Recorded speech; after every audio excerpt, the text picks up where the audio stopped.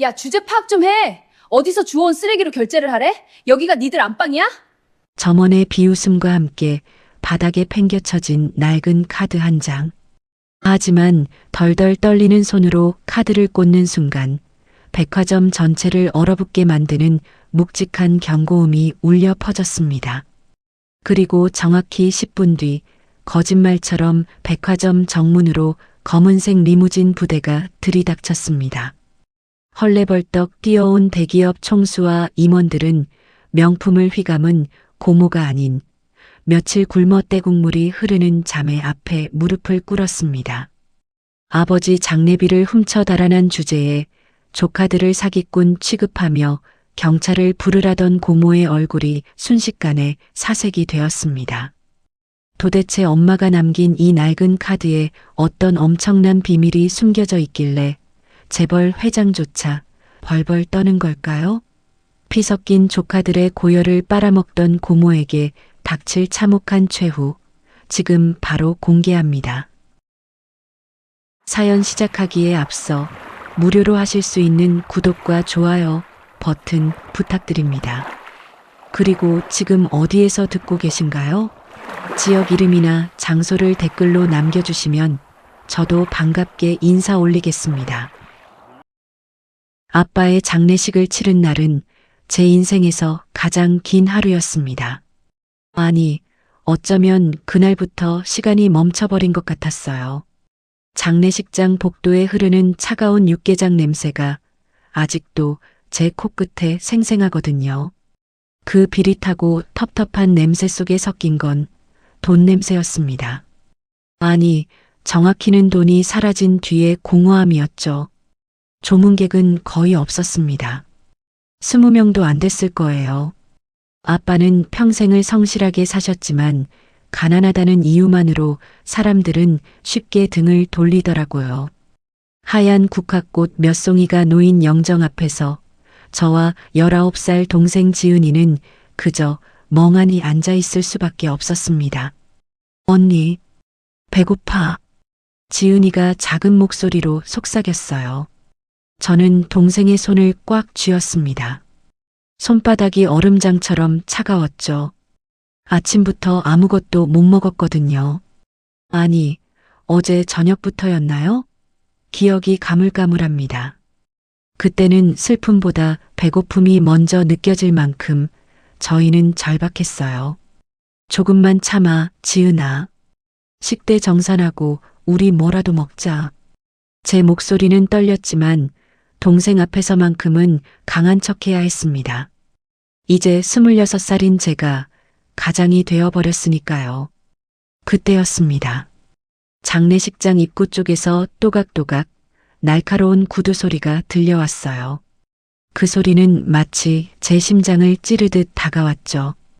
고개를 들어보니 새까만 정장을 입은 여자가 걸어오고 있었습니다. 화려한 진주 목걸이에 명품 핸드백을 든 모습이 마치 패션쇼에 온 것 같더라고요. 고모였습니다.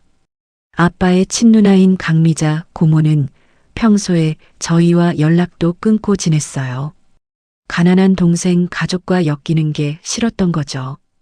그런 고모가 갑자기 나타난 건 분명 이유가 있었을 겁니다. 지금 생각해보면 그때 이미 알아차렸어야 했는데요. 아이고, 내 동생아. 내 동생? 고모는 영정 앞에 엎드리더니 과장되게 통곡하기 시작했습니다. 목소리가 장례식장 전체에 울려 퍼질 정도로 컸어요. 그런데 이상했죠. 눈물은 한 방울도 없었거든요. 그저 손수건으로 눈가를 꾹꾹 누르는 신용만 할 뿐이었습니다. 고모. 제가 조심스럽게 불렀을 때 고모는 벌떡 일어나 제 어깨를 툭툭 두드렸어요. 수연아, 많이 힘들지? 고모가 왔으니까 이제 괜찮을 거야. 그 말을 들으며 저는 묘한 불안감을 느꼈습니다. 고모의 눈빛이 영정이 아니라 입구 쪽 테이블에 놓인 부조금함을 향하고 있었거든요. 검은색 가죽 가방에 담긴 현금 봉투들이 고모의 시선에 고스란히 노출되어 있었어요. 고모 와주셔서 감사합니다. 지은이랑 제가 잘 처리할게요. 제 말에 고모는 씁쓸하게 웃으며 고개를 끄덕였습니다. 하지만 그 웃음이 왜 그렇게 섬뜩하게 느껴졌는지 모르겠어요. 그로부터 30분쯤 지났을까요? 장례식장 직원이 다가와 식대 정산을 요청했습니다. 빈소 사용료에 음식값까지 합치면 200만 원이 훌쩍 넘는다고 하더라고요. 저는 부조금함에서 돈을 꺼내 계산하려고 자리에서 일어났습니다. 지은아, 언니 금방 올게. 여기 있어. 동생에게 그렇게 말하고 저는 정산 창구가 있는 복도 끝으로 향했어요. 그런데 직원과 이야기를 나누는 동안 등 뒤에서 뭔가 이상한 기척이 느껴졌습니다. 누군가 빠른 걸음으로 움직이는 소리가 들렸거든요. 잠깐만요. 제가 금방 갔다 올게요. 저는 직원에게 양해를 구하고 다시 빈소로 돌아갔습니다. 그런데 가슴이 철렁 내려앉았어요. 부조금함이 활짝 열려 있었고 그 안에 있던 검은 가죽 가방이 사라져 있었거든요. 지은아, 가방 못 봤어? 제 목소리가 떨렸습니다. 동생은 고개를 저으며 불안한 표정으로 저를 바라봤어요. 언니, 고모가 조금 전에 급하게 나가셨어. 뭔가 들고.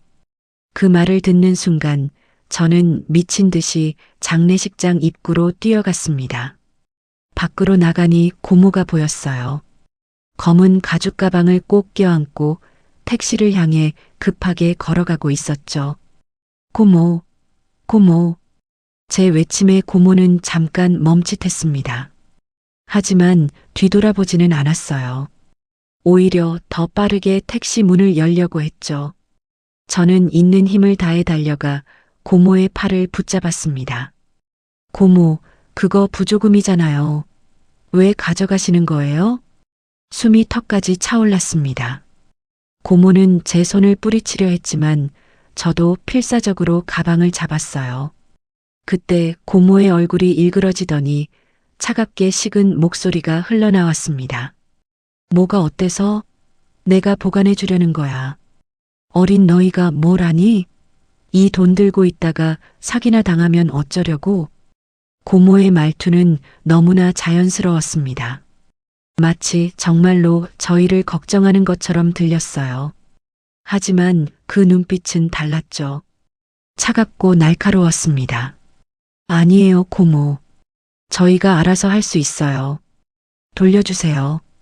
제가 간신히 떨리는 목소리로 말했을 때 고모는 갑자기 힘껏 제 손을 뿌리쳤습니다. 저는 중심을 잃고 바닥에 그대로 넘어졌어요. 아스팔트 바닥이 손바닥에 쓰라리게 파고들었죠. 애들이 버릇이 없네. 어른한테 이래도 돼?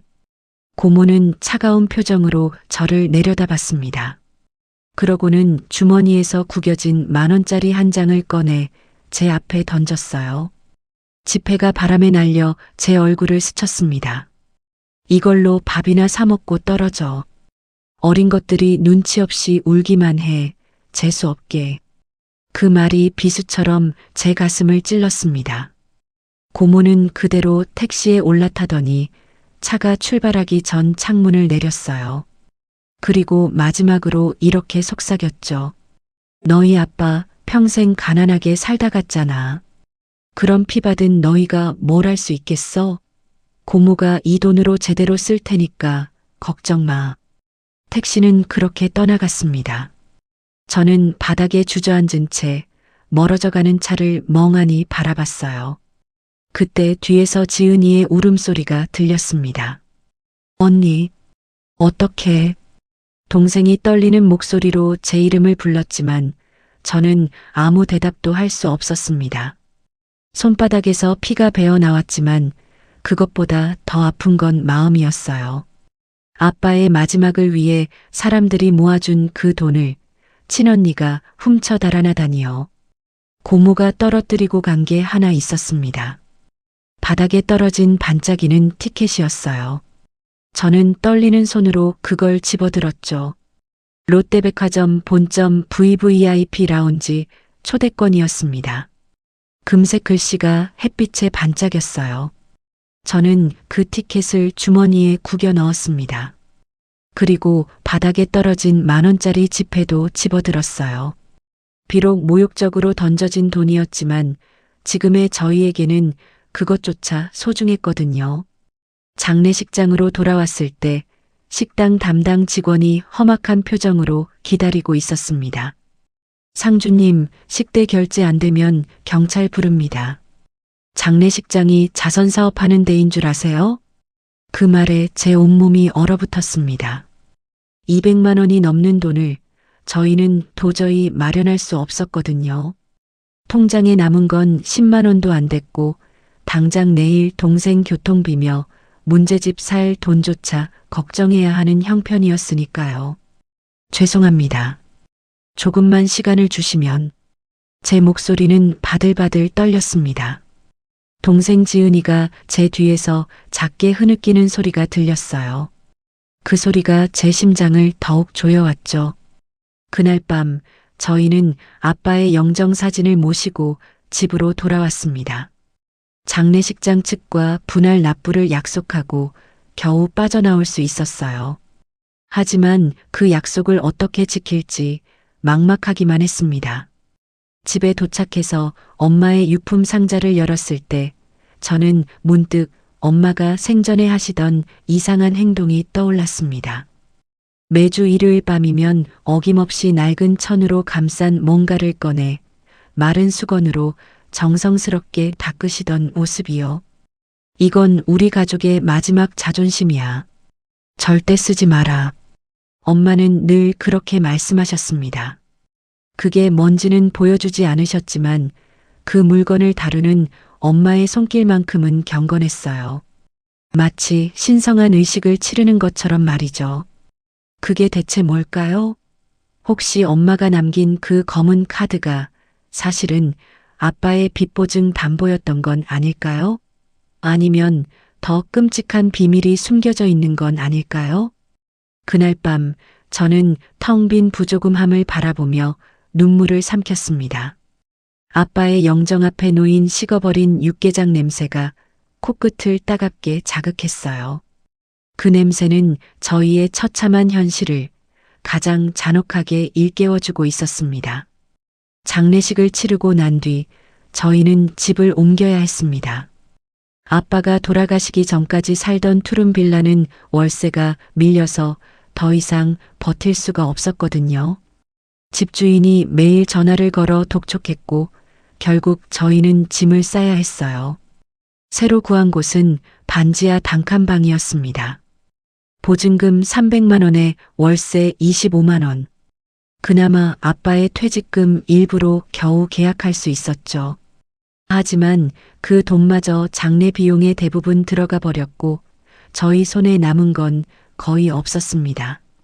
방문을 열었을 때 코를 찌른 건 퀴퀴한 곰팡이 냄새였어요.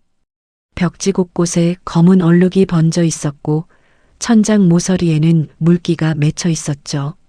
손을 벽에 대보니 축축하게 젖어 있었습니다.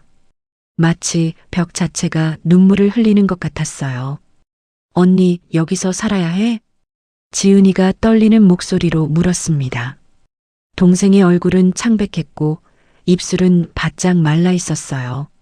저는 억지로 밝은 표정을 지으며 동생의 어깨를 두드렸습니다. 괜찮아. 조금만 참자. 언니가 곧 돈 벌어서 더 좋은 데로 이사 갈게. 하지만 제 목소리는 떨렸습니다. 과연 그럴 수 있을까요? 고등학교만 졸업한 제가 할 수 있는 일은 많지 않았어요. 편의점 야간 알바, 전단지 돌리기, 설거지. 아무리 일해도 저희 둘이 먹고 사는 것만으로 빠듯했죠. 짐을 정리하는 데는 오래 걸리지 않았습니다. 가진 게 별로 없었으니까요. 옷가지 몇 벌과 이불 2채, 그리고 엄마의 유품 상자가 전부였어요. 상자를 열었을 때 낡은 천에 쌓인 뭔가가 눈에 들어왔습니다. 검은색 카드였습니다. 엄마가 매주 일요일 밤이면 어김없이 꺼내 닦으시던 바로 그 물건이었어요. 저는 조심스럽게 카드를 집어들었습니다. 표면은 매끄러웠지만 오래되어 보였죠. 모서리가 약간 닳아 있었고 마그네틱 띠는 색이 발에 있었습니다. 언니, 그게 뭐야? 지은이가 호기심 어린 눈으로 물었어요. 저는 카드를 뒤집어 보았습니다. 뒷면에는 서명란도 없었고 카드사 로고도 보이지 않았어요. 다만 한쪽 구석에 금색으로 작은 K자 마크만 새겨져 있었습니다. 엄마의 목소리가 떠올랐습니다. 일요일 밤이면 엄마는 항상 이 카드를 꺼내 마른 수건으로 정성스럽게 닦으셨어요. 마치 보물을 다루듯, 아니 신성한 의식을 치르듯 말이죠. 이건 우리 가족의 마지막 자존심이야. 절대 쓰지 마라. 엄마는 늘 그렇게 말씀하셨습니다. 당시 어린 제 눈에는 그저 이상한 행동으로만 보였어요. 왜 낡은 카드를 그렇게 소중히 다루는지 이해할 수 없었죠. 하지만 지금은 달랐습니다. 혹시 이 카드에 뭔가 비밀이 숨겨져 있는 건 아닐까요? 모르겠어. 엄마가 소중히 간직하시던 건데. 제가 말끝을 흐리자 지은이가 배에서 꼬르륵 소리가 났습니다. 동생은 얼굴을 붉히며 고개를 숙였어요. 저희는 아침부터 아무것도 먹지 못했거든요. 남은 돈으로 라면이라도 사야 했습니다. 지은아, 언니가 편의점 다녀올게. 너 여기 있어. 저는 카드를 다시 천에 싸서 상자에 넣고 방을 나섰습니다. 계단을 올라가는데 반지하 특유의 축축한 기운이 온몸에 달라붙는 것 같았어요. 여름인데도 냉기가 느껴졌죠. 밖으로 나오니 저녁 햇살이 눈부셨습니다. 하지만 그 햇빛마저 제게는 따갑게만 느껴졌어요. 주머니를 뒤져보니 10,000원짜리 지폐 3장이 전부였습니다. 고모가 던져준 그 돈과 제 통장에서 마지막으로 뽑은 돈이었죠. 편의점에 들어서자 에어컨 바람이 시원하게 불어왔습니다. 저는 라면 코너로 향했어요. 가장 싼 라면 2개를 집으려는데 옆에서 누군가의 목소리가 들렸습니다. 저기요, 저 폐기 도시락 좀 주실 수 있나요? 고개를 돌려보니 지은이었습니다. 동생이 언제 따라온 건지 카운터 앞에 서서 알바생에게 조심스럽게 말하고 있었어요. 제 가슴이 철렁 내려앉았습니다. 알바생은 껌을 씹으며 지은이를 위아래로 훑어봤습니다. 그리고는 비웃듯이 코웃음을 쳤어요. 거지 근성 봐라. 여기 자선단체야? 돈 없으면 오지를 말든가. 그 말에 지은이의 얼굴이 새하얗게 질렸습니다.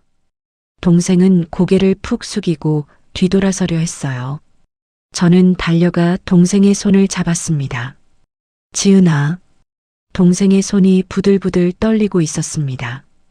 저는 알바생을 노려봤지만 상대는 아무렇지도 않은 표정으로 휴대폰만 만지작거렸어요. 제 주먹이 저절로 쥐어졌지만 어쩔 수 없었습니다.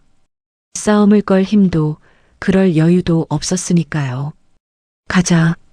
우리 집에 가서 라면 먹자. 저는 동생을 데리고 편의점을 나왔습니다. 라면 2개를 계산하고 나니 주머니에 남은 돈은 1,000원도 안 됐어요. 내일 아침은 어떻게 해야 할까요? 동생의 급식비는 또 어떻게 마련해야 할까요? 집으로 돌아오는 길 지은이는 한마디도 하지 않았습니다. 그저 고개를 푹 숙인 채 걸을 뿐이었죠. 제 마음이 찢어지는 것 같았어요. 19살 동생이 폐기 도시락을 구걸해야 하다니 이게 도대체 무슨 삶인가요? 반지하 방으로 들어서자 축축한 습기가 다시 저희를 감쌌습니다. 저는 전기포트에 물을 받아 라면을 끓였어요. 라면 냄새가 좁은 방 안에 퍼졌습니다. 그 냄새조차 비참하게 느껴지더라고요. 지은아, 먹어. 제가 라면을 건네자 동생은 눈물을 글썽이며 받았습니다. 언니 미안해. 내가 짐만 되는 것 같아. 지은이의 목소리는 떨렸습니다. 저는 동생의 머리를 쓰다듬었어요. 무슨 소리야? 우리 둘이서 힘내면 되지. 괜찮아. 하지만 제 목소리도 떨렸습니다. 과연 괜찮을 수 있을까요? 장례식장 빚은 어떻게 갚아야 할까요? 밀린 월세는요? 동생 학원비는 또 어떡하죠? 라면을 다 먹고 난 뒤 저희는 눅눅한 이불을 깔았습니다. 이불에서도 곰팡이 냄새가 났어요. 습기가 스며들어 촉감도 불쾌했죠. 마치 축축한 걸레를 덮은 것 같았습니다. 지은이는 금방 잠들었지만 저는 잠이 오지 않았습니다. 천장을 바라보니 벽지 사이로 물방울이 맺혀 있었어요. 한 방울, 두 방울. 물방울이 똑똑 떨어지는 소리가 고요한 밤을 채웠습니다. 저는 자리에서 일어나 엄마의 유품 상자를 다시 꺼냈습니다. 낡은 천을 풀고 검은 카드를 꺼냈어요. 희미한 달빛 아래에서 카드를 들여다봤습니다. 엄마는 왜 이 카드를 그렇게 소중히 여기셨을까요? 매주 일요일 밤 경건하게 카드를 닦으시던 엄마의 모습이 눈에 선했습니다. 마치 기도하듯 의식을 치르듯 말이죠. 이건 우리 가족의 마지막 자존심이야. 엄마의 목소리가 귓가에 맴돌았습니다. 자존심. 그게 대체 무슨 의미였을까요? 이 낡은 카드가 어떻게 자존심이 될 수 있죠? 저는 카드를 뒤집어 다시 한번 살펴봤습니다. 뒷면의 금색 K자 마크가 희미하게 빛났어요. 마그네틱 띄는 색이 발에 있었고 카드 표면도 낡아 보였습니다. 이게 정말 쓸 수 있는 카드일까요? 마그네틱이 다 손상된 것 같은데 과연 긁히기는 할까요? 그때였습니다.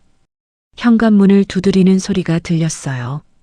쿵쿵쿵 거칠고 사납게 문을 두드리는 소리였죠. 저는 깜짝 놀라 카드를 주머니에 넣고 문 쪽으로 갔습니다. 누구세요? 제가 조심스럽게 묻자 밖에서 거친 남자 목소리가 들려왔습니다. 집주인이요. 문 열어요. 집주인이었습니다. 저는 떨리는 손으로 문을 열었어요. 집주인은 술 냄새를 풍기며 험악한 표정으로 서 있었습니다. 이번 달 월세 언제 줄 건가? 집주인의 목소리는 날카로웠습니다. 저는 목이 메어 제대로 말이 나오지 않았어요. 죄송합니다. 조금만 기다려 주시면. 조금? 언제까지? 계약서에 월세 연체하면 바로 나가야 한다고 써 있잖아. 집주인은 고함을 질렀습니다. 옆방에서 자던 지은이가 깜짝 놀라 깨어났어요. 동생이 불안한 눈으로 저를 바라봤습니다. 일주일만 기다려주세요. 제가 꼭 마련해 올게요. 저는 고개를 숙이며 간청했습니다. 하지만 집주인은 코웃음을 쳤어요. 일주일? 좋아. 대신 그때까지 월세 못 내면 짐 다 내버릴 거야. 그리고 집주인은 방 안을 쓱 둘러봤습니다. 그리고 엄마의 유품 상자를 가리켰어요. 저런 거 다 쓰레기로 버릴 거니까 알아서 해. 집주인은 현관문을 쾅 닫고 돌아갔습니다. 저는 망연자실한 표정으로 문을 바라봤어요. 문틈으로 차가운 바람이 들어왔습니다. 집주인의 협박이 귓가에 맴돌았죠. 언니. 지은이가 떨리는 목소리로 저를 불렀습니다. 동생의 눈에는 공포가 가득했어요. 저는 동생을 꼭 안아주었습니다. 괜찮아. 언니가 지킬게. 걱정하지 마. 하지만 제 목소리는 떨렸습니다. 과연 제가 지킬 수 있을까요? 문도 제대로 잠글 수 없는 이 좁고 축축한 방에서 저희는 안전할 수 있을까요? 그날 밤 저는 잠들지 못했습니다. 주머니 속 검은 카드를 만지작거리며 엄마의 말씀을 되새겼어요. 마지막 자존심이라고 하셨던 그 말의 의미를 이제는 알 것 같았습니다. 이 카드가 정말 쓸 수 있는 거라면 혹시 저희를 구해줄 수 있을까요? 아니면 엄마의 착각이었을까요? 낡은 카드 하나에 희망을 거는 제 모습이 한심하게 느껴졌습니다. 하지만 달리 방법이 없었습니다. 내일 아침 저는 결심했어요. 고모가 떨어뜨린 그 백화점 티켓과 엄마가 남긴 이 검은 카드를 들고 마지막 희망에 걸어보기로요. 벽지를 타고 흐르는 물기가 차가웠습니다. 눅눅한 이불 속에서 저는 카드를 꼭 쥐고 눈을 감았어요. 엄마, 이게 정말 저희 가족의 마지막 자존심인가요? 축축한 습기 속에서 저희의 긴 밤은 그렇게 깊어갔습니다. 다음 날 아침 저는 지은이를 깨웠습니다. 동생의 얼굴은 창백했고 입술은 바짝 말라 있었어요. 어젯밤 라면 한 끼가 전부였으니까요. 배에서 꼬르륵 소리가 계속 났지만 저희는 먹을 게 없었습니다. 지은아, 우리 오늘 백화점 가자. 제 말에 동생은 눈을 크게 떴어요. 백화점? 언니, 우리 돈 없잖아. 알아. 그냥 냄새라도 맡고 오자. 고기 굽는 냄새. 제 목소리는 떨렸습니다. 하지만 저는 웃으려 애썼어요. 죽더라도 맛있는 냄새라도 맡고 죽자는 생각이었죠. 그리고 고모가 흘리고 간 그 VVIP 라운지 티켓, 그게 가리키는 곳을 한번 가보고 싶었습니다. 주머니 속 검은 카드를 만지작거렸습니다. 엄마가 그렇게 소중히 여기시던 이 카드를 혹시 모르니 가져가기로 했어요. 정말 쓸 수 있는 건지 확인이라도 해보고 싶었거든요. 반지하 방을 나서자 뜨거운 햇살이 쏟아졌습니다. 여름 햇빛은 따가웠지만 그래도 축축한 방 안보다는 나았어요. 저희는 버스를 타고 시내로 향했습니다. 마지막 남은 교통카드 잔액으로요. 백화점까지 가는 동안 지은이는 한마디도 하지 않았습니다. 그저 창밖을 멍하니 바라볼 뿐이었죠. 동생의 손을 잡아보니 여전히 차가웠어요. 제 손도 마찬가지였습니다. 백화점 앞에 도착했을 때 저희는 그 화려함에 압도당했습니다. 거대한 유리 회전문이 반짝였고 그 앞으로 정장을 차려입은 사람들이 드나들고 있었어요. 그들의 구두 소리가 또각또각 경쾌하게 울렸죠. 저희는 회전문 앞에 멈춰 섰습니다. 그리고 동시에 우리 발을 내려다봤어요. 낡은 운동화였습니다. 구멍이 나서 양말이 비치는 지은이의 신발, 밑창이 다 닳아 없어진 제 신발이요. 언니, 우리 여기 들어가도 돼? 지은이가 작은 목소리로 물었습니다. 저도 확신이 없었어요. 하지만 그냥 돌아갈 수는 없었습니다. 괜찮아. 그냥 구경만 하고 올 거잖아.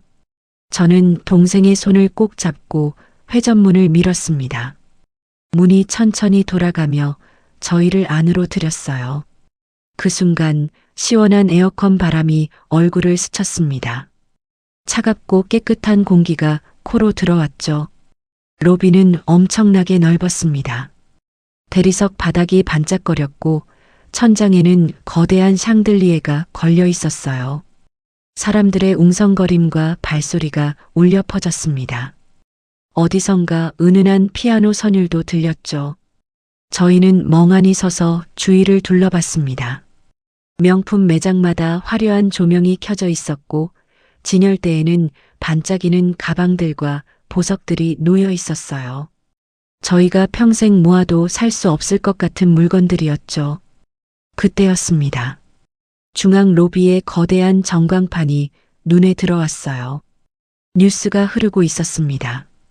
김 회장, 오늘 본점 불시 암행 순찰 예정. 직원들 긴장. 뉴스 속에서 한 남자의 얼굴이 클로즈업 되었습니다. 60대쯤 되어 보이는 카리스마 넘치는 인상의 남자였어요. 제 발걸음이 멈췄습니다. 왠지 그 얼굴이 낯익었거든요. 로비 한쪽 벽에 걸린 초상화를 발견했습니다. 금색 액자에 담긴 같은 남자의 초상화였어요. 김 회장이라는 이름이 적혀 있었죠. 저는 그 초상화를 뚫어지게 바라봤습니다. 어디서 본 것 같은데 그때 문득 떠올랐어요. 엄마의 낡은 앨범 속 맨 뒤쪽 깊숙이 숨겨져 있던 사진이요. 젊은 시절 엄마 옆에 서 있던 남자가 있었는데 그 눈매가 이 초상화 속 남자와 닮았던 것 같았습니다. 언니, 어디가? 지은이의 목소리에 저는 정신을 차렸습니다. 제가 초상화 앞에 너무 오래 서 있었나 봐요. 아, 미안. 지하로 내려가자. 식품관이 거기 있대. 저희는 에스컬레이터를 타고 지하로 내려갔습니다. 내려갈수록 공기가 달라졌어요. 뭔가 고소하고 달콤한 냄새가 섞여 들어오기 시작했죠. 지하 식품관에 도착하는 순간 저희는 그 냄새에 완전히 사로잡혔습니다. 버터 굽는 냄새, 스테이크 굽는 냄새, 빵 냄새, 과일 냄새, 온갖 향기가 뒤섞여 코를 자극했어요. 특히 한쪽 코너에서 풍겨오는 스테이크 냄새가 압권이었습니다. 지글지글 고기 굽는 소리와 함께 버터가 타는 고소한 향이 공기 중에 가득했죠. 저희는 마치 최면이라도 걸린 것처럼 그쪽으로 발걸음을 옮겼습니다. 하지만 저희가 식품관을 걷는 동안 이상한 기운이 느껴졌습니다. 사람들의 시선이 저희를 향하고 있었거든요. 저희의 낡은 옷차림과 초라한 행색이 이곳에서는 너무 튀었던 거예요. 본부, 여기 지하 1층 식품관. 조금 수상한 사람들이 있습니다. 주시 바랍니다. 뒤쪽에서 무전기 소리가 들렸습니다. 고개를 돌려보니 보안 요원이 저희를 뚫어지게 쳐다보고 있었어요. 그리고 무전기에 대고 뭔가 말하고 있었죠. 노숙자 같은 사람들이요. 청소년 1명, 20대 여성 1명. 지금 식품관 배회 중입니다.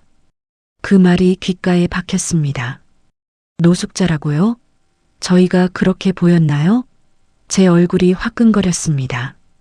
지은이는 고개를 더 숙이며 제 뒤로 숨었어요. 언니, 우리 그냥 가자. 사람들이 다 쳐다봐. 동생의 목소리는 떨렸습니다. 하지만 저는 고개를 저었어요. 아니야. 우리 아무 잘못도 안 했어. 그냥 구경하는 건데 뭐가 어때? 저는 억지로 당당한 척하며 앞으로 걸었습니다. 하지만 제 다리도 떨리고 있었어요. 주위의 시선이 따갑게 느껴졌죠. 스테이크 코너 앞에 도착했습니다. 진열대 위에서 셰프가 고기를 굽고 있었어요. 지글지글 소리와 함께 연기가 피어올랐고 그 냄새가 저희를 완전히 사로잡았습니다. 지은이가 침을 꿀꺽 삼키는 소리가 들렸어요. 동생의 눈은 진열대 위 고기에서 떨어지지 않았죠. 배에서 또 꼬르륵 소리가 났습니다. 옆쪽에 시식 코너가 있었습니다. 작은 접시에 담긴 스테이크 조각들이 놓여 있었어요. 시식해보세요 라는 팻말이 붙어 있었죠. 지은이가 그쪽으로 한 걸음 다가갔습니다. 언니, 저기. 동생이 조심스럽게 말했습니다. 저도 그 시식 코너를 바라봤어요. 저희도 먹어볼 수 있을까요? 시식이라고 써 있으니 누구나 먹을 수 있는 거 아닐까요? 지은이가 떨리는 손으로 이쑤시개를 집으려 했습니다. 스테이크 한 조각을 찍으려는 순간 날카로운 목소리가 터져 나왔어요. 잠깐. 직원이 다가왔습니다. 흰 유니폼을 입은 여자 직원이었는데 표정이 싸늘했어요. 그녀는 지은이의 손에서 이쑤시개를 획 뺏어갔습니다. 구매하실 분만 드세요. 직원의 목소리는 차갑고 날카로웠습니다. 지은이가 얼어붙은 표정으로 손을 거뒀어요. 저기 시식이라고 써 있잖아요. 제가 떨리는 목소리로 말했지만 직원은 코웃음을 쳤습니다. 시식은 구매 의사가 있는 분들을 위한 겁니다. 그리고 직원은 저희를 위아래로 훑어보더니 얼굴을 찌푸렸어요. 냄새 배니까 저리 가시고요. 다른 손님들 불편해합니다. 그 말에 제 온몸이 얼어붙었습니다. 냄새가 난다고요? 저희가 냄새가 나요? 직원은 파리를 쫓듯 손을 휘저었습니다. 마치 저희가 벌레라도 되는 양말이죠. 빨리 가세요. 여기서 서성거리지 말고. 지은이의 눈에 눈물이 고였습니다. 동생은 입술을 꽉 깨물며 고개를 숙였어요. 저는 동생의 손을 잡고 그 자리를 떠났습니다. 뒤에서 직원이 옆 동료에게 수군거리는 소리가 들렸죠. 요즘 이상한 사람들이 너무 많이 들어와. 보안을 더 강화해야 한다니까. 저희는 10분간을 빠져나왔습니다. 눈물이 날 것 같았지만 참았어요. 동생 앞에서 울 수는 없었으니까요. 하지만 가슴이 너무 아팠습니다. 배고파서 시식 코너 음식 한 조각을 먹으려 한 게 그렇게 큰 죄인가요? 저희가 가난하다는 이유만으로 냄새가 난다고 쫓겨나야 하나요? 에스컬레이터를 타고 1층으로 올라왔습니다. 로비의 화려한 조명이 눈부셨어요. 하지만 그 빛이 제게는 너무 따갑게만 느껴졌죠. 언니 미안해. 내가 지은이가 울먹이며 말했습니다. 저는 동생의 어깨를 꼭 안았어요. 내 잘못 아니야. 괜찮아. 하지만 괜찮지 않았습니다. 아무것도 괜찮지 않았어요. 저희는 그저 냄새라도 맡으러 온 건데 이렇게 모욕을 당해야 했죠. 그때였습니다. 저 멀리서 익숙한 웃음소리가 들려왔어요. 경박하고 날카로운 그 웃음소리는 제 온몸을 얼어붙게 만들었습니다. 고개를 돌려 소리가 나는 쪽을 바라봤습니다. 그리고 제 눈은 한 여자에게 고정되었어요. 양손 가득 명품 쇼핑백을 든 여자였습니다. 화려한 옷을 입고 진주 목걸이를 두른 모습이 눈에 익었죠. 옆에는 똑같이 화려하게 차려입은 여자들이 몇 명 함께 걸어오고 있었어요. 제 심장이 쿵쾅거렸습니다. 설마 저 사람이. 여자가 점점 가까워졌습니다. 그녀의 얼굴이 선명해지는 순간 저는 확신했어요. 고모였습니다. 아빠 장례식에서 부조금을 훔쳐 달아난 바로 그 고모가 저기 걸어오고 있었습니다. 훔친 돈으로 산 명품들을 양손에 들고 행복한 표정으로 웃으며 말이죠. 제 주먹이 저절로 쥐어졌습니다. 온몸에 피가 거꾸로 솟는 것 같았어요. 저희는 배가 고파서 시식 코너 음식 한 조각도 못 먹고 쫓겨났는데 고모는 저렇게 화려하게 쇼핑을 즐기고 있다니요. 언니, 저 사람. 지은이도 고모를 알아봤습니다. 동생의 목소리는 분노로 떨리고 있었어요. 저는 깊게 숨을 들이마셨습니다. 도망칠까요? 아니면 저 고모 앞으로 달려가 따져 물을까요? 아빠의 피 같은 돈을, 저희의 생존비를 훔쳐간 그 돈을 어떻게 쓰고 있냐고 소리칠까요? 고모는 아직 저희를 발견하지 못했습니다. 그저 옆 친구들과 웃으며 이야기하고 있을 뿐이었죠. 제 머릿속이 복잡했습니다. 어떻게 해야 할까요? 그때 주머니 속 검은 카드가 손에 닿았습니다. 엄마가 남긴 저희 가족의 마지막 자존심이라던 그 카드가요. 저는 결심했습니다. 이대로 도망칠 수 없었어요. 고모를 만나야 했습니다. 그리고 이 카드가 정말 쓸 수 있는 건지 확인해야 했죠. 제 다리가 떨렸지만 저는 고모를 향해 걸어가기 시작했습니다. 고모를 향해 걸어가는 동안 제 심장은 미친 듯이 뛰었습니다. 또각또각 고모의 하이힐 소리가 점점 가까워졌어요.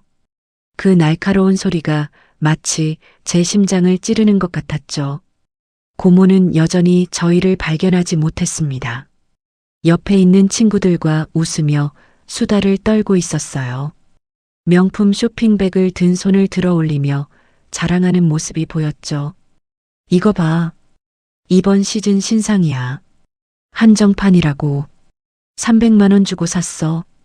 고모의 목소리가 들렸습니다. 경박하게 웃으며 친구들에게 자랑하는 그 모습에 제 온몸에 분노가 치솟았어요. 300만 원이라고요? 그 돈이면 저희가 몇 달을 먹고 살 수 있는데요.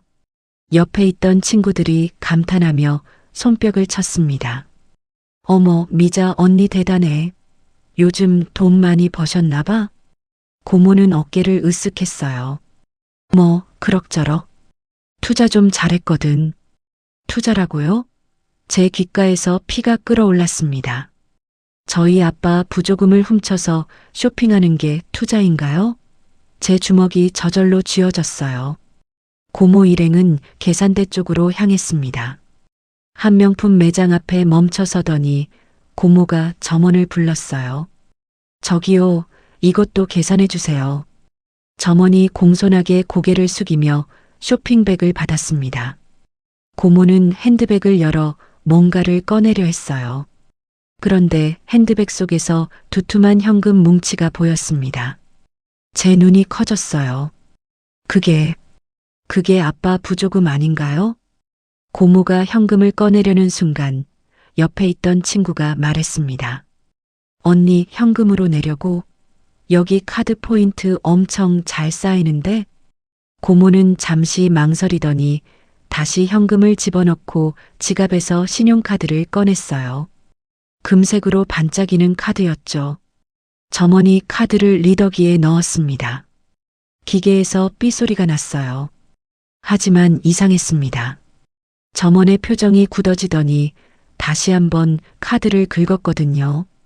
삐, 또 같은 소리가 났습니다. 손님 죄송한데요. 카드가 승인이 안 되네요. 점원의 말에 고모의 얼굴이 일그러졌습니다.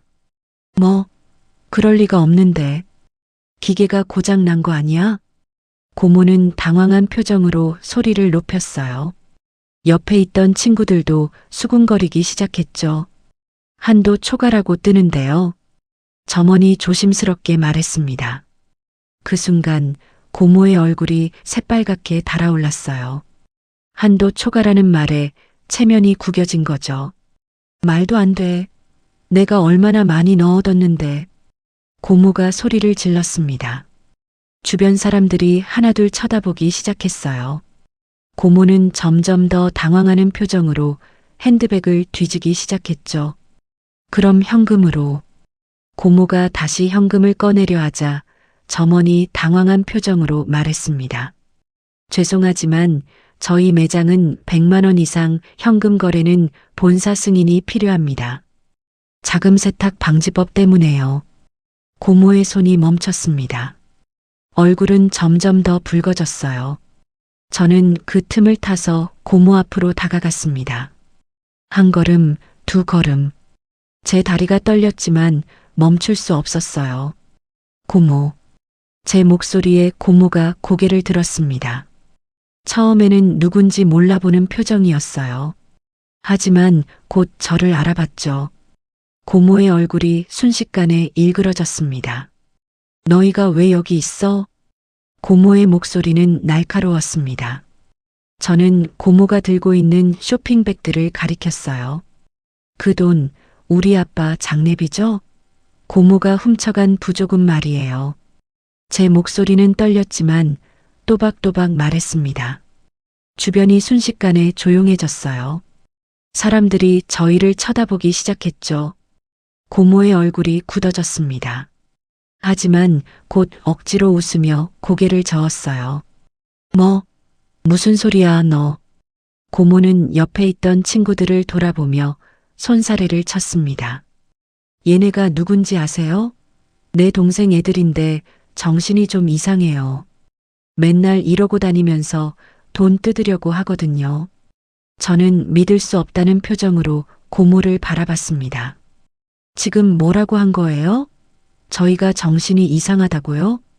고모, 그게 무슨 말씀이세요? 아빠 장례식 때 고모가 부조금 가방을 들고 제가 말하려 했지만 고모가 제 말을 잘라버렸습니다. 어휴, 또 시작이네. 얘네 완전 사기꾼이에요. 길에서 아는 사람만 보면 이러고 달려들어서 돈 뜯어내려고 해요. 고모는 친구들에게 눈빛으로 신호를 보냈습니다. 친구들은 고개를 끄덕이며 저희를 경계하는 눈으로 바라봤어요. 어머, 요즘 그런 애들 많다며. 조심해야 해. 맞아. 백화점에서도 저런 애들 단속을 해야 하는데 친구들이 수군거렸습니다. 그 말들이 제 가슴을 찔렀어요. 저희가 사기꾼이라고요? 돈을 뜯어내려고 한다고요? 아니에요. 저희는 지은이가 떨리는 목소리로 말하려 했지만 고모의 친구 중 한 명이 손을 휘저었습니다. 애들아, 여기서 소란 피우지 말고 빨리 나가. 경찰 부를 거야. 주변 사람들의 시선이 따가웠습니다. 손가락질하는 사람들도 보였어요. 저희는 순식간에 사기꾼이 되어버렸죠. 고모는 만족스러운 표정으로 저희를 내려다봤습니다. 그리고 천천히 다가왔어요. 또각또각 하이힐 소리가 제 귀를 때렸습니다. 고모가 제 앞에 섰을 때 역겨운 향수 냄새가 코를 찔렀어요. 고모는 제 옷깃을 두 손가락으로 집어들었습니다. 마치 더러운 걸레라도 만지는 것처럼요. 어휴, 신내. 고모의 목소리는 비웃음으로 가득했습니다. 너네 아빠 장례식장 냄새를 여기까지 달고 왔니? 격 떨어지게. 고모는 자기 핸드백에서 손수건을 꺼내 코를 막았습니다. 과장되게 얼굴을 찌푸리며 뒤로 물러섰죠. 옆에 있던 친구들도 킥킥거리며 웃었어요. 진짜 냄새 나네. 요즘 애들은 씻지도 않나 봐.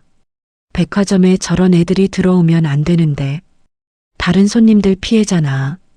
친구들의 말이 귓가에 박혔습니다. 제 얼굴이 화끈거렸어요. 눈물이 핑 돌았지만 참았습니다. 절대 여기서 울 수 없었어요. 고모는 손수건으로 코를 막은 채 저를 위아래로 훑어봤습니다. 꺼봐. 내가 뭘 했어. 가난한 동생 피 받아서 이 모양이라니까. 너희 아빠처럼 평생 찌질하게 살다가 가겠지, 뭐. 그 말에 제 안에서 뭔가 터져버렸습니다. 온몸에 피가 거꾸로 솟는 것 같았어요. 제 손이 저절로 움직였죠. 고모의 옷깃을 붙잡았습니다. 고모, 그 돈 당장 돌려주세요. 저희 돈이에요. 제 목소리는 떨렸지만 필사적이었습니다. 하지만 고모는 제 손을 거칠게 뿌리쳤어요. 손 치워. 더러워 죽겠네.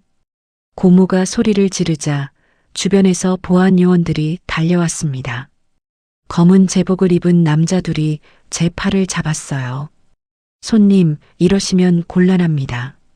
나가셔야겠습니다. 보안 요원의 목소리는 단호했습니다. 제 팔을 잡은 손에 힘이 들어갔어요. 조금만 더 힘을 주면 팔이 부러질 것 같았죠. 잠깐만요. 저희가 잘못한 게 없어요. 제가 발버둥 쳤지만 소용없었습니다. 보안 요원들은 저희를 밖으로 끌고 나가려 했어요. 지은이도 다른 보안 요원에게 붙잡혔죠.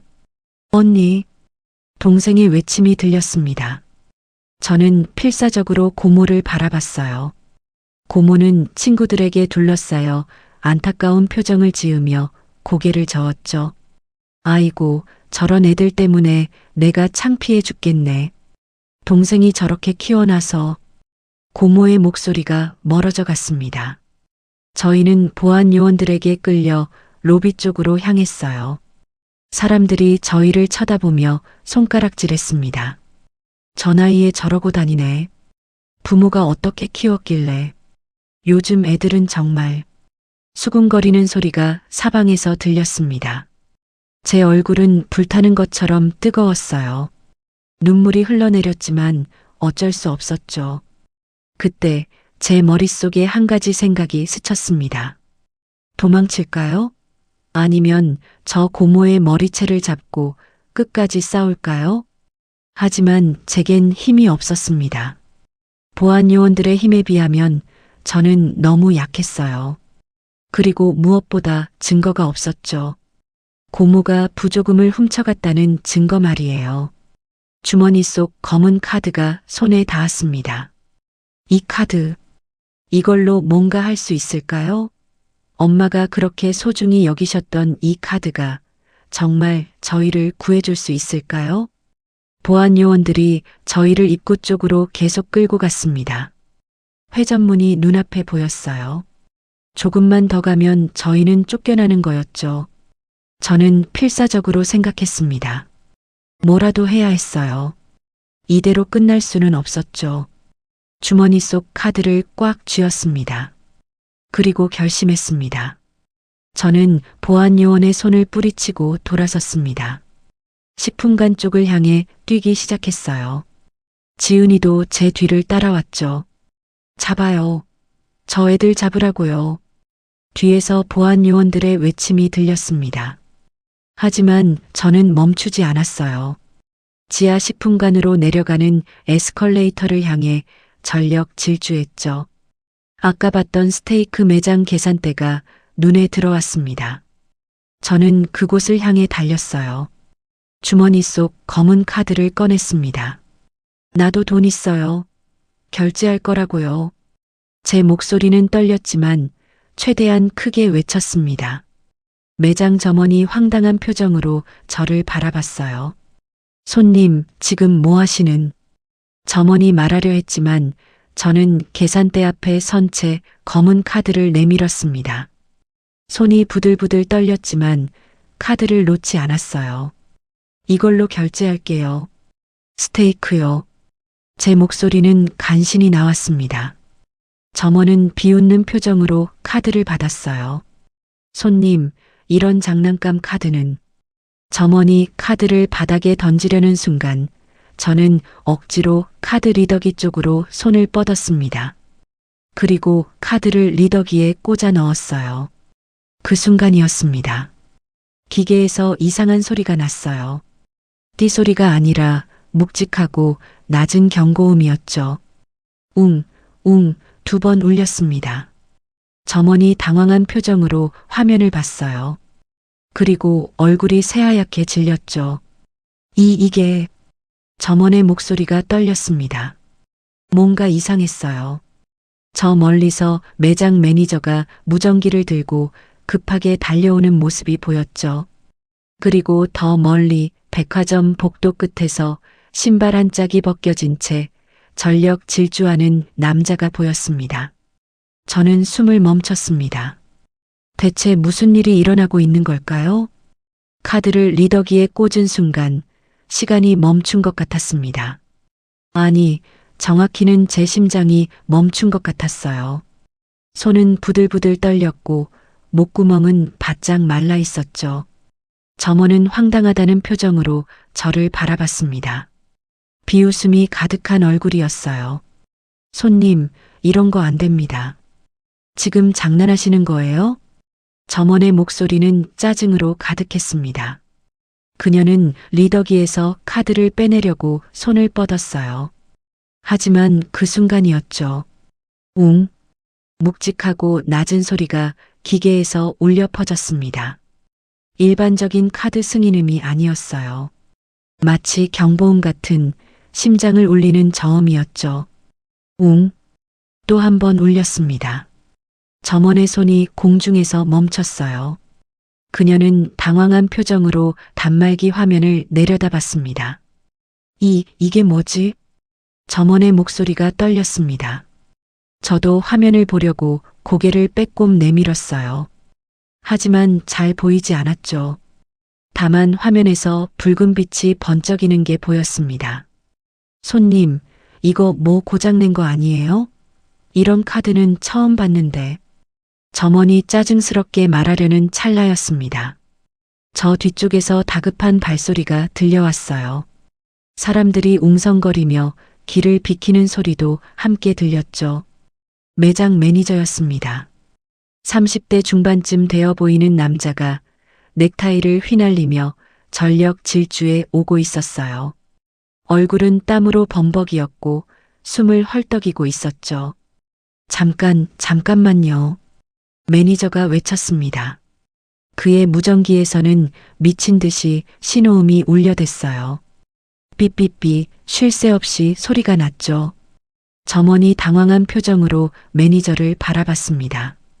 과장님, 이 손님이 이상한 카드를. 조용히 해. 매니저가 점원의 말을 잘라버렸습니다. 그의 목소리는 날카로웠어요. 저는 그 모습을 보며 가슴이 철렁 내려앉았죠. 역시 이 카드는 안 되는 건가요? 매니저는 헐떡이며 단말기 화면을 들여다봤습니다. 그리고 그의 얼굴이 순식간에 새하얗게 질렸어요. 마치 귀신이라도 본 것처럼 말이죠. 이건 매니저의 입술이 파르르 떨렸습니다. 그는 화면을 뚫어지게 바라보다가 천천히 고개를 들어 저를 쳐다봤어요. 그 눈빛에는 경외감 같은 게 담겨 있었습니다. 저는 그 시선을 이해할 수 없었습니다. 대체 화면에 뭐가 떴길래 저런 표정을 짓는 걸까요? 그때 더 멀리서 또 다른 소리가 들렸습니다. 탁, 탁, 탁.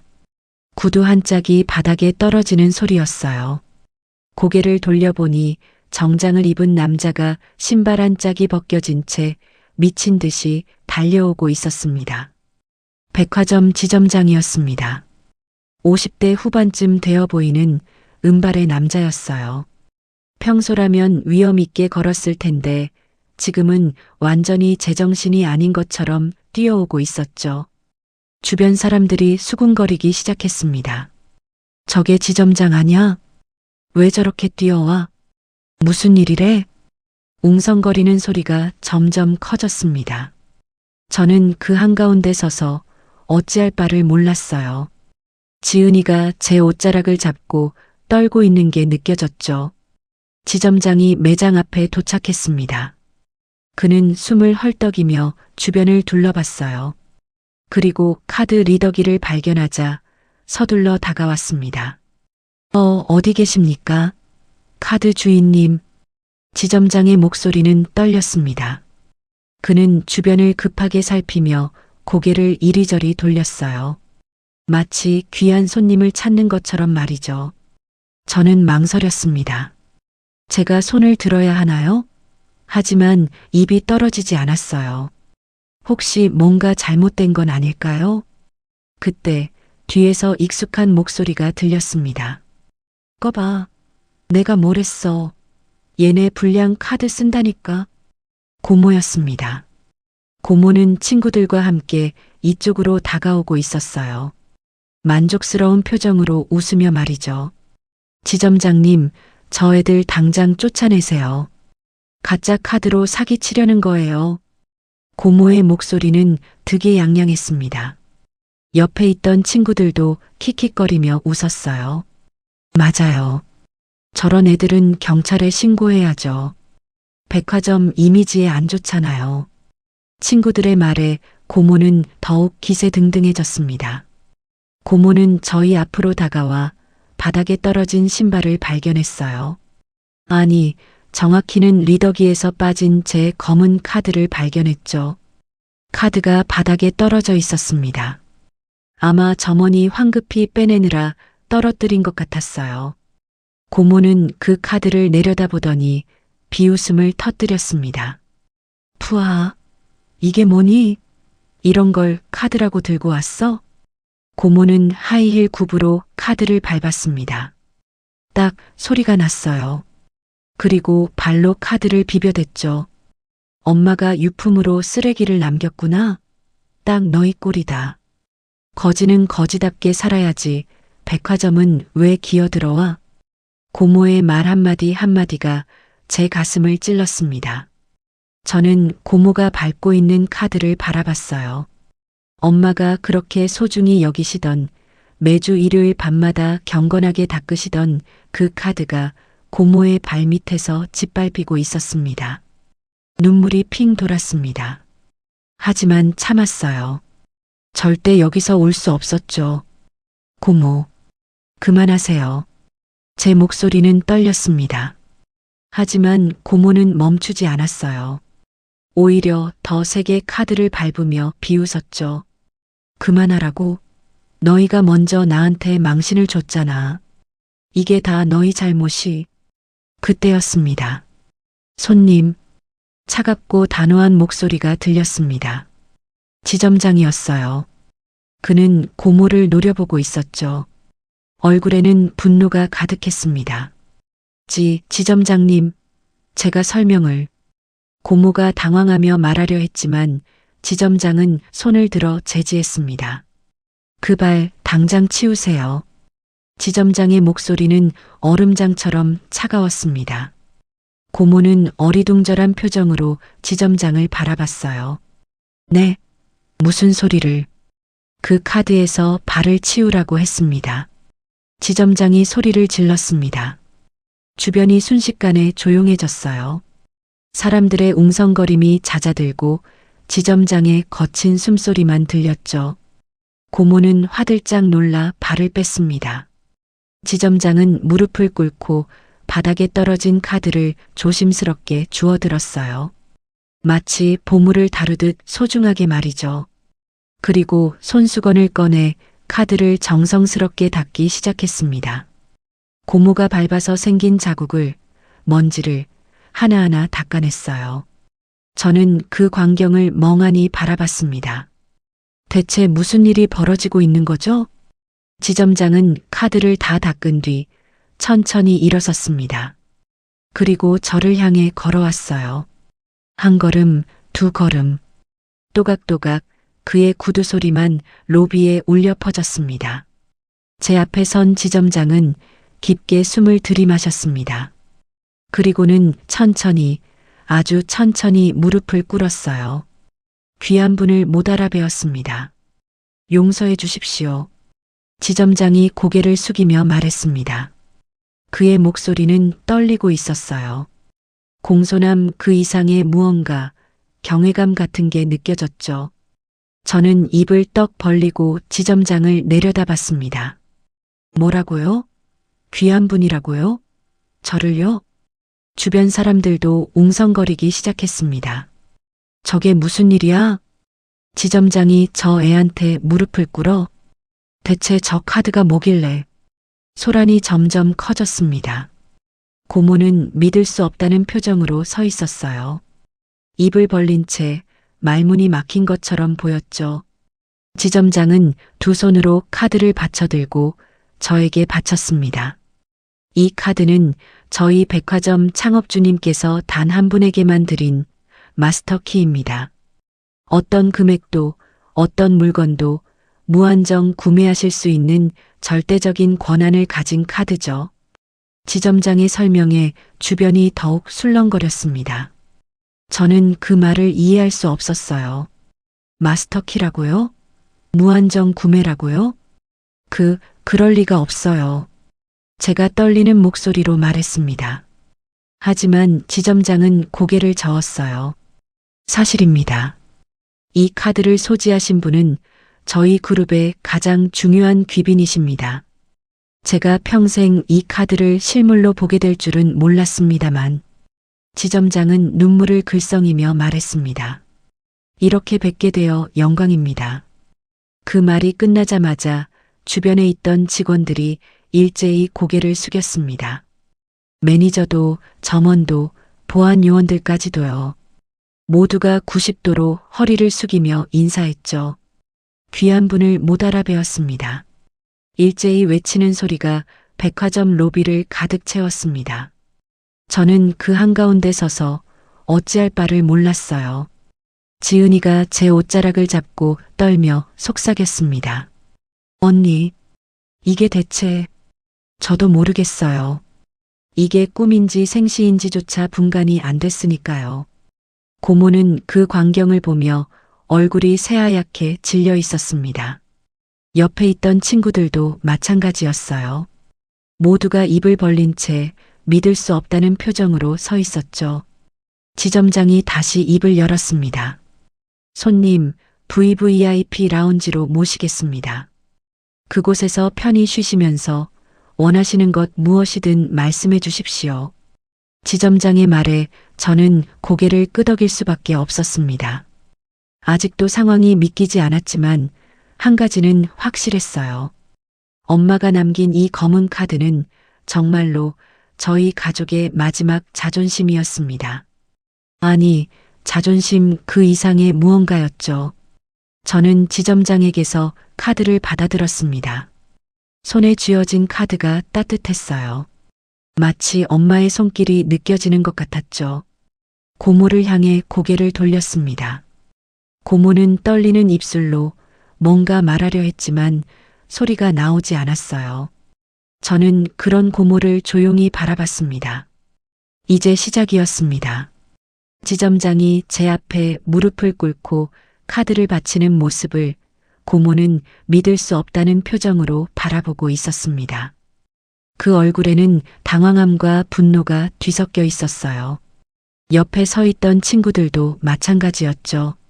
모두가 입을 벌린 채 상황을 이해하지 못하고 있었습니다. 이게 무슨... 고모가 떨리는 목소리로 중얼거렸습니다.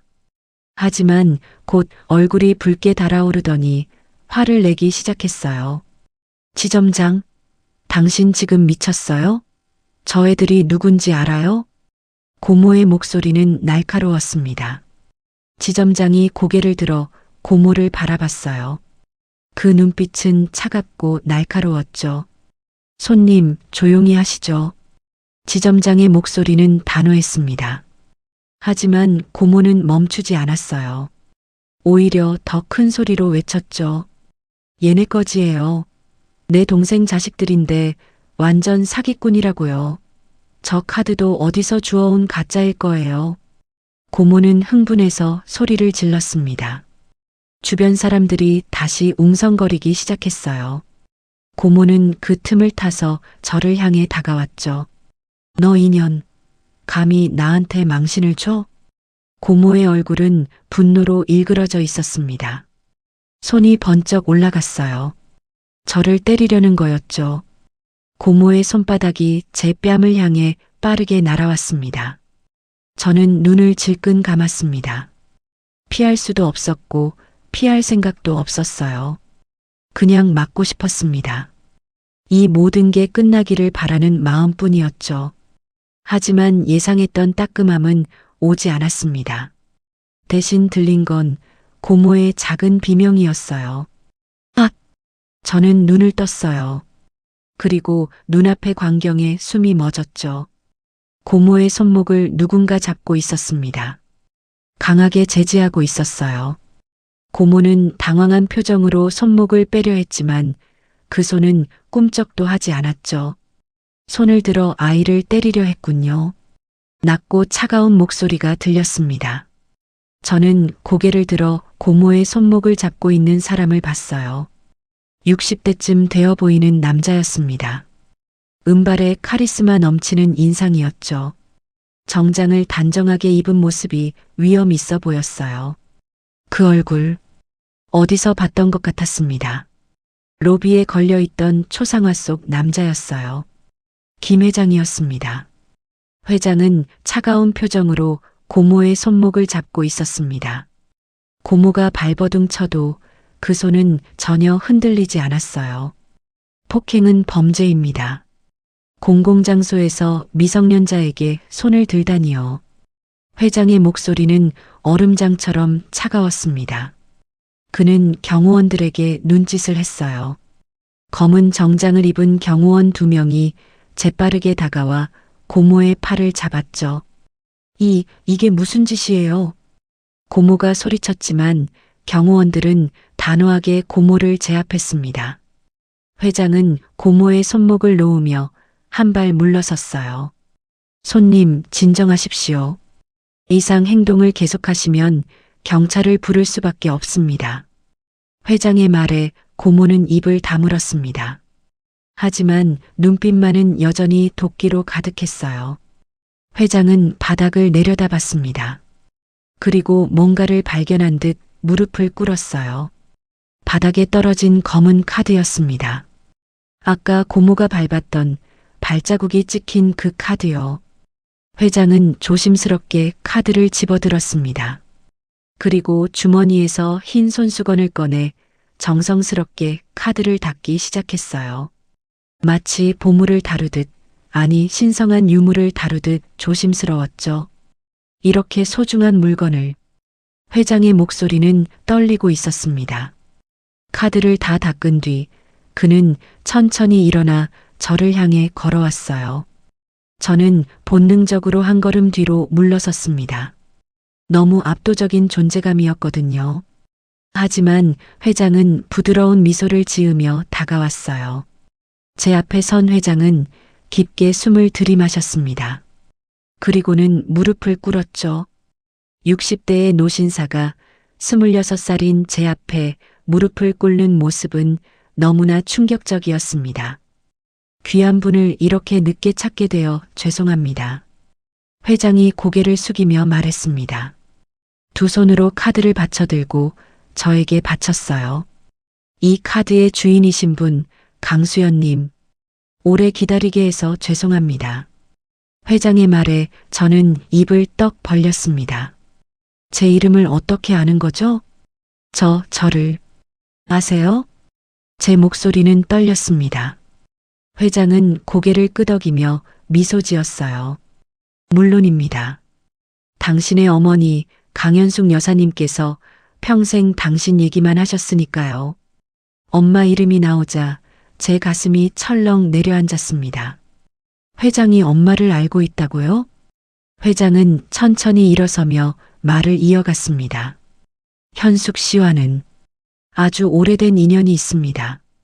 제가 아무것도 아니던 시절 그분이 저를 살려주셨죠. 회장의 눈가가 촉촉해졌습니다. 약속했습니다. 언젠가 반드시 은혜를 갚겠다고요. 하지만 너무 늦었습니다. 현숙 씨께서 돌아가시기 전에 찾아뵙지 못해서 회장의 목소리는 떨렸습니다. 저는 그제야 이해할 수 있었어요. 엄마가 왜 그 카드를 그렇게 소중히 여기셨는지, 왜 매주 일요일 밤마다 경건하게 닦으셨는지를요. 엄마가 회장님을 알고 계셨나요? 제가 떨리는 목소리로 묻자 회장은 고개를 끄덕였습니다. 네. 그리고 이 카드는 제가 현숙 씨께 드린 약속의 증표입니다. 이 카드를 가진 분께는 제가 가진 모든 것을 드릴 준비가 되어 있다는 약속이죠. 회장의 말에 주변이 다시 웅성거렸습니다. 저는 그 말을 소화하기가 어려웠어요. 너무 비현실적이었으니까요. 그때 경호원들에게 붙잡혀 있던 고모가 비명을 질렀습니다. 거짓말. 다 거짓말이에요. 회장님, 속지 마세요. 얘네 다 사기꾼이라니까요.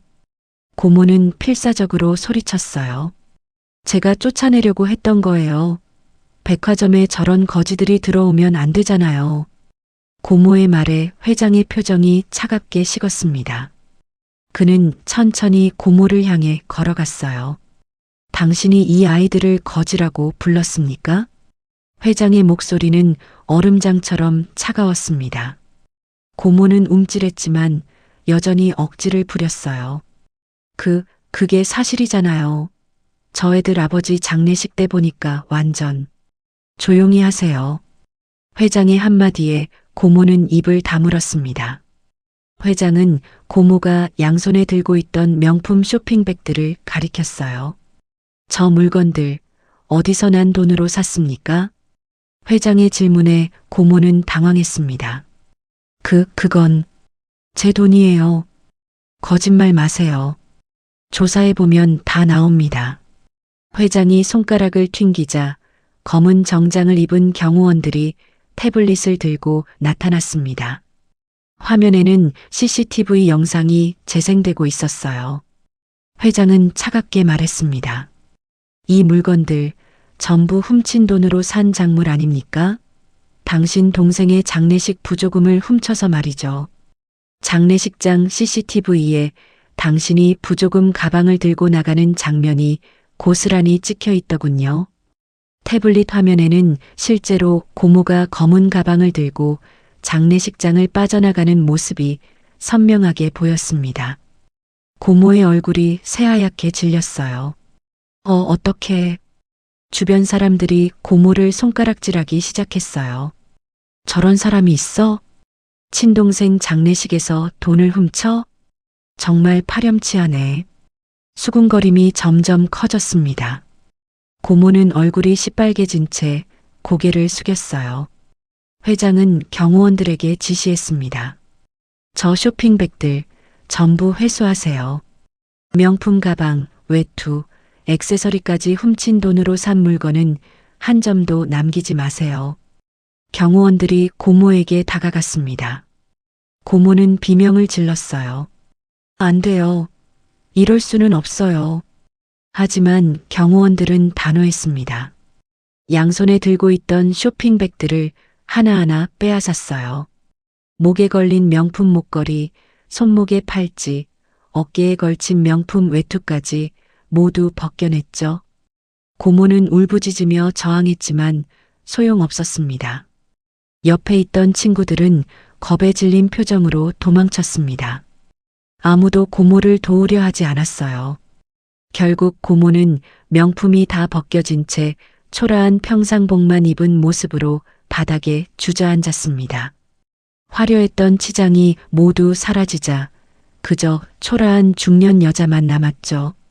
그 모습은 처참했습니다. 회장은 차가운 눈으로 고모를 내려다봤어요.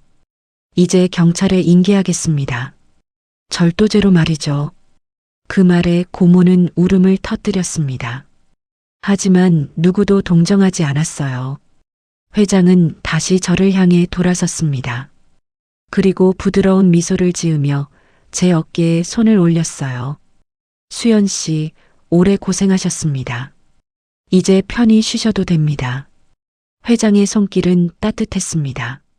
마치 아버지의 손길 같았어요. 저는 그제야 긴장이 풀리며 눈물이 핑 돌았죠. 고모는 이제 어떻게 되나요? 제가 조심스럽게 묻자 회장은 차갑게 답했습니다. 감옥에 갈 겁니다. 그리고 훔친 돈은 전액 변제해야겠죠. 평생 갚아도 모자랄 겁니다. 회장의 말에 저는 복잡한 감정이 들었습니다. 고모가 벌을 받는 건 당연했지만 한편으로는 씁쓸하기도 했어요.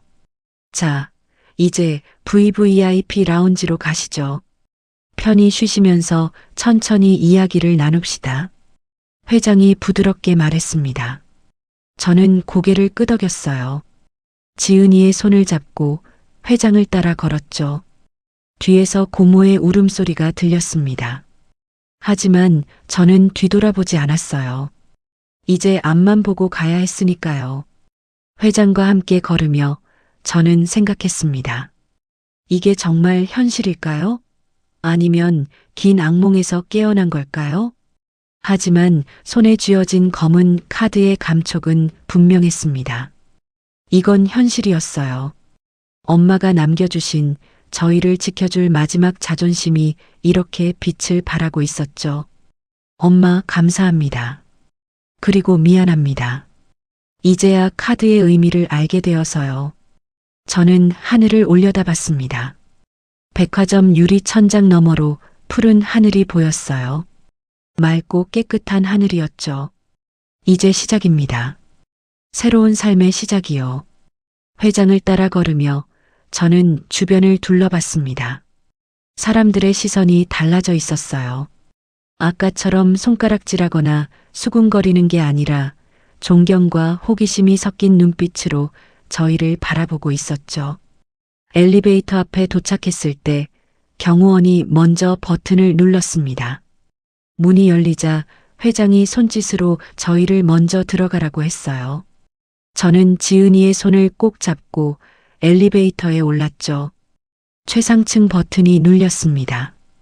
엘리베이터가 올라가는 동안 저는 옆 거울에 비친 저희 모습을 봤어요. 낡은 옷에 지친 얼굴을 한잠에었죠. 하지만 이상하게도 그 모습이 더 이상 부끄럽지 않았습니다. 엘리베이터 문이 열렸습니다. 눈앞에 펼쳐진 건 상상도 못했던 광경이었어요. 거대한 유리창 너머로 서울 시내가 한눈에 보였고 샹들리에가 은은하게 빛나는 넓은 공간이 펼쳐져 있었죠. VVIP 라운지에 오신 것을 환영합니다. 직원이 공손하게 인사하며 저희를 안내했습니다. 부드러운 카펫을 밟으며 걸어가는데 발이 푹푹 빠지는 느낌이었어요. 지은이도 놀란 표정으로 주변을 둘러봤죠. 회장이 저희를 창가 쪽 특별석으로 안내했습니다. 하얀 테이블보가 깔린 테이블에는 은빛 식기들이 반짝이고 있었어요. 편히 앉으세요. 회장의 말에 저희는 조심스럽게 의자에 앉았습니다. 푹신한 의자가 저희를 감싸 안았어요. 지은이는 여전히 긴장한 표정이었죠. 회장이 손을 들어 직원을 불렀습니다. 가장 좋은 코스 요리를 준비해 주세요. 그리고 셰프에게 직접 요리하게 하고요. 알겠습니다, 회장님. 직원이 공손하게 고개를 숙이고 물러갔습니다. 회장은 저희를 부드러운 눈으로 바라보며 미소 지었어요. 오랜만에 제대로 된 식사를 하시겠네요. 회장의 말에 저는 고개를 숙였습니다. 부끄러웠거든요. 배고픈 게 얼마나 티가 났을까요? 잠시 후 흰 유니폼을 입은 셰프들이 나타났습니다. 손수레에는 각종 식재료들이 실려 있었어요. 고기, 야채, 소스들이 정갈하게 놓여 있었죠. 셰프가 저희 테이블 옆에서 요리를 시작했습니다. 지글지글 고기 굽는 소리가 들렸어요. 버터가 녹으며 퍼지는 고소한 향이 코를 자극했죠. 지은이가 침을 꿀꺽 삼키는 소리가 들렸습니다. 저도 마찬가지였어요. 아까 지하식품관에서 맡았던 그 냄새보다 훨씬 더 진하고 풍부한 향이었죠. 셰프가 접시에 스테이크를 담아 저희 앞에 놓았습니다. 완벽하게 구워진 고기에서 김이 모락모락 피어올랐어요. 옆에는 색색의 야채들이 예쁘게 장식되어 있었죠. 천천히 드세요. 회장이 부드럽게 말했습니다. 저는 떨리는 손으로 나이프와 포크를 집었어요. 고기를 자르는데 칼이 스르륵 들어갔습니다. 저항 없이 부드럽게 잘렸죠. 한 조각을 입에 넣었습니다. 그 순간 저는 모든 걸 잊었습니다. 입안 가득 퍼지는 육즙의 맛이란, 부드럽고 촉촉하고 고소한 그 맛을 뭐라 표현해야 할까요? 버터의 향과 고기의 풍미가 완벽하게 어우러져 혀를 감쌌어요. 눈물이 핑 돌았습니다. 왜 눈물이 나는지 저도 잘 모르겠어요. 그저 너무 맛있어서, 아니 너무 행복해서, 아니면 지금까지의 고생이 떠올라서였을까요? 지은이도 눈물을 흘리며 고기를 먹고 있었습니다.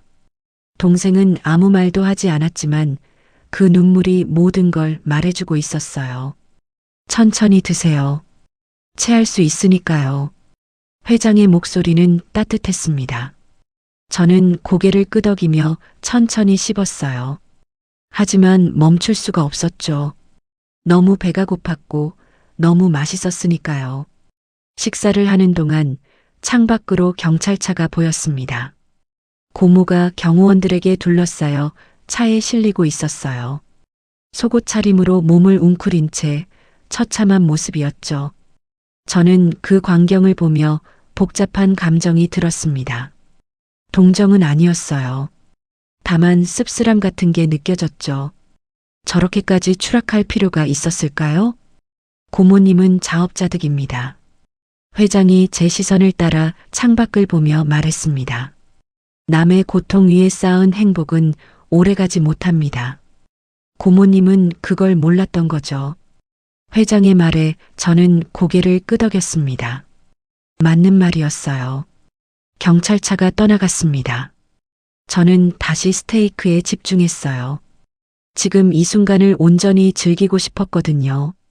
식사를 마치고 나니 직원이 따뜻한 수건을 가져왔습니다. 저희는 손과 입을 닦았어요. 지은이의 얼굴에 생기가 돌았죠. 아까까지의 창백함은 사라지고 건강한 혈색이 보였습니다. 회장이 테이블 위에 서류 하나를 꺼내 놓았습니다. 이제 진지한 이야기를 해야겠습니다. 회장의 표정이 진지해졌어요. 저도 자세를 바로 했죠. 이 카드의 정체에 대해 설명해 드리겠습니다. 회장이 제 검은 카드를 가리켰습니다. 이건 단순한 신용카드가 아닙니다.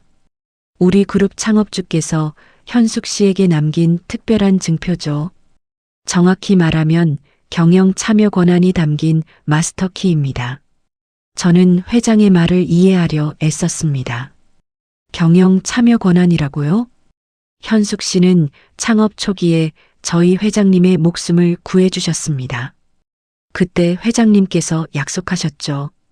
반드시 은혜를 갚겠다고요. 회장의 목소리는 떨렸습니다. 하지만 현숙 씨는 그 어떤 대가도 받기를 거부하셨습니다. 다만 하나, 이 카드만은 받아주셨죠. 그리고 말씀하셨습니다. 언젠가 제 딸이 힘들 때 쓰게 해달라고요. 엄마의 모습이 떠올랐습니다. 매주 일요일 밤 경건하게 카드를 닦으시던 그 모습이요. 이제야 이해가 됐어요. 엄마는 저를 위해 그 카드를 남겨두신 거였죠. 이 카드로 무엇이든 구매할 수 있습니다. 하지만 그것보다 더 중요한 게 있습니다. 회장이 서류를 제 앞으로 밀었습니다. 이건 후계자 육성 프로그램 입학 신청서입니다. 단순히 돈을 드리는 게 아니라 수연 씨가 스스로 설 수 있도록 돕고 싶습니다. 서류를 내려다봤습니다. 거기에는 경영교육, 재무관리, 리더십 훈련 등의 커리큘럼이 적혀 있었어요. 돈은 이따가도 없습니다. 하지만 능력은 평생 당신의 것이죠. 진짜 힘은 돈을 버는 능력이 아니라 돈을 지키고 키우는 능력입니다. 회장의 말이 가슴에 와닿았습니다. 맞아요. 저는 단순히 돈을 받고 싶은 게 아니었어요. 스스로 설 수 있는 힘이 필요했죠. 하지만 저는 고등학교만 나왔는데 제 목소리는 작았습니다. 회장은 고개를 저었어요. 학벌은 중요하지 않습니다. 배우려는 의지와 책임감만 있으면 됩니다. 그리고 수연 씨에게는 그 둘 다 있다고 봅니다. 회장이 제 눈을 똑바로 바라보며 말했습니다. 동생을 지키기 위해 여기까지 온 당신이라면 충분히 해낼 수 있습니다. 저는 지은이를 바라봤습니다. 동생도 저를 바라보고 있었어요. 눈빛에는 믿음이 담겨 있었죠. 언니 할 수 있어. 지은이가 작게 속삭였습니다. 그 말이 제 등을 떠밀었어요. 저는 펜을 집어들었습니다. 떨리는 손으로 서류에 이름을 썼죠. 강수연. 제 이름이 서류 위에 또박또박 새겨졌습니다. 좋은 선택입니다. 회장이 만족스러운 미소를 지었습니다. 오늘부터 수연 씨는 우리 그룹의 특별 연수생입니다. 그리고 회장이 잠시 멈췄다가 말했습니다. 프로그램의 일환으로 이 백화점에서 실무 교육을 받으시면 됩니다. 각 부서를 순회하며 경영의 실제를 배우는 거죠. 제 눈이 커졌습니다. 백화점에서 일하며 배우라고요? 물론 처음에는 지점장과 임원들이 가르쳐 드릴 겁니다. 유통, 재무, 인사관리까지요. 실무 경험만큼 좋은 배움은 없으니까요. 회장의 제안은 부담스러웠지만 동시에 가슴 뛰는 일이었습니다. 제가 이 거대한 백화점에서 경영을 배운다고요? 시간을 드릴게요. 천천히 생각해 보세요. 회장이 자리에서 일어났습니다. 그리고 직원에게 신호를 보냈어요. 잠시 후 직원들이 커다란 쇼핑백들을 들고 왔습니다. 안에는 새 옷들이 가득했어요. 우선 오늘은 편한 옷으로 갈아입으세요. 그리고 필요한 것들을 챙기고요. 회장의 배려에 저는 고개를 숙였습니다. 감사합니다, 회장님. 제 목소리는 진심이었습니다. 회장은 부드럽게 미소 지으며 고개를 끄덕였어요. 탈의실에서 새 옷으로 갈아입었습니다. 부드러운 블라우스와 깔끔한 바지였어요. 거울을 보니 낯선 사람이 서 있었죠. 아니, 낯선 게 아니라 잊고 있던 제 본래 모습이었을지도 몰라요. 지은이도 예쁜 원피스를 입고 나왔습니다. 동생은 수줍게 웃으며 빙글빙글 돌았어요. 그 모습이 너무 사랑스러웠죠. 다시 라운지로 나오니 회장이 기다리고 있었습니다. 자, 이제 나가볼까요? 회장과 함께 백화점을 나섰습니다. 정문을 나서는데 사람들이 저희를 쳐다봤어요. 하지만 이번에는 달랐습니다. 경멸이 아니라 호기심과 존경의 눈빛이었죠. 회장의 차가 대기하고 있었습니다. 검은색 리무진이었어요. 기사가 문을 열어주었고 저희는 차에 올랐습니다. 차가 출발하며 백화점이 멀어졌습니다. 저는 뒤를 돌아봤어요. 저 건물에서 제 인생이 완전히 바뀌었죠. 수연 씨, 회장이 불렀습니다. 저는 고개를 돌려 회장을 바라봤어요. 앞으로 힘든 일도 많을 겁니다. 배워야 할 것도 많고요. 하지만 포기하지 마세요. 당신 어머니께서 지켜주실 겁니다. 회장의 말에 저는 고개를 끄덕였습니다. 주머니 속 검은 카드를 만지작거렸어요. 따뜻한 감촉이 느껴졌죠. 엄마, 이제 알겠어요. 이 카드가 왜 우리 가족의 마지막 자존심인지요. 이건 단순한 돈이 아니라 엄마의 사랑이고 희망이었어요. 제가 꼭 잘해서 엄마의 그 사랑에 보답하겠습니다. 차창 밖으로 서울의 야경이 펼쳐졌습니다.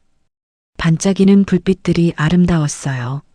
지은이가 제 어깨에 머리를 기대며 작게 속삭였습니다. 언니, 우리 이제 괜찮은 거지? 저는 동생의 손을 꼭 잡았습니다. 응, 이제 괜찮아. 아니, 괜찮은 정도가 아니라 정말 좋아질 거야. 제 목소리는 확신에 차 있었습니다. 이제 시작이었죠. 긴 터널을 지나 마침내 빛을 향해 나아가는 시작이었습니다. 차는 밤거리를 달렸습니다. 어디로 가는지는 중요하지 않았어요. 중요한 건 이제 저희에게 갈 곳이 생겼다는 거였죠. 그리고 저는 알았습니다. 진짜 부는 통장 숫자가 아니라 스스로 설 수 있는 힘이라는 거요. 회장님이 그 기회를 주셨고 저는 반드시 해낼 거예요. 엄마, 지켜봐 주세요. 딸이 이제 당당하게 살아가는 모습을요. 밤하늘에 별이 반짝였습니다. 그 별빛처럼 저희의 미래도 빛날 거라 믿었습니다. 창밖으로 흐르는 서울의 야경을 바라보는 수연 씨의 얼굴에 비로소 편안한 미소가 번집니다. 한때는 아버지의 돈가방을 도둑맞고 모든 희망이 사라진 것 같았지만 그 절망의 끝에서 그녀는 어머니가 남긴 진짜 유산인 스스로 일어설 기회를 발견했습니다. 어머니가 지키려던 건 단순한 카드가 아니라 딸이 세상 앞에 당당히 서길 바라는 마음이었겠지요. 그래서 그녀는 굳게 다짐했습니다. 회장님의 제안대로 당당하게 실력을 키워 먼 훗날에는 과거의 자신처럼 배고픔에 서성이는 사람들에게 따뜻한 밥 한 끼 대접할 수 있는 그런 넉넉하고 멋진 어른이 되겠다고 말입니다. 이 이야기의 주인공처럼 혹시 지금 인생의 가장 어두운 터널을 걷고 계신가요? 부디 포기하지 마세요. 여러분의 삶에도 아직 뒤집지 않은 희망의 반전 카드가 반드시 숨어 있을 테니까요. 이 이야기가 여러분의 마음에 큰 울림을 주었다면 지금 가장 생각나는 소중한 사람에게 이 영상을 공유하며 마음을 전해보세요. 감사합니다.